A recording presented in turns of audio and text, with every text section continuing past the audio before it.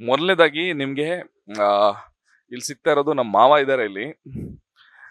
ನೋಡಿರ್ತೀರಾ ವೀರಭದ್ರನವರು. ಆ, ಮಾವಯ್ಯನ ಮಾತಾಡ್ಸೋಣ. ಮಾವಯ್ಯ, ರಾಣಿ ಮದುವೆ ಆಗ್ತಾ ಇದೆ, ಹೆಂಗಿದೆ ಫೀಲಿಂಗು? ನಮ್ದೆಂತದೆ ಫೀಲಿಂಗು, ಯಾರ ಮದುವೆನು ಮುರಿಯೋದೇ ನಮ್ ಕೆಲಸ.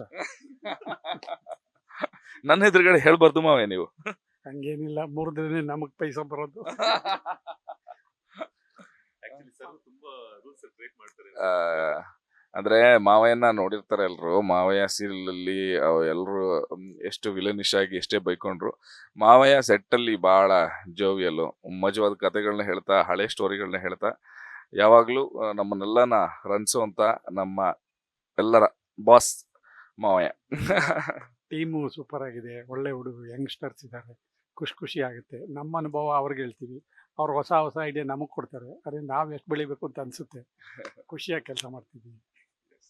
ನಾವು ಪಾತ್ರವಾಗಿ ದುಶ್ಮನ್ ಆದರೂ ಫ್ರೆಂಡ್ಸ್ ಆಗಿ ಆಪ್ತ ಮಿತ್ರರು. ಹೌದು.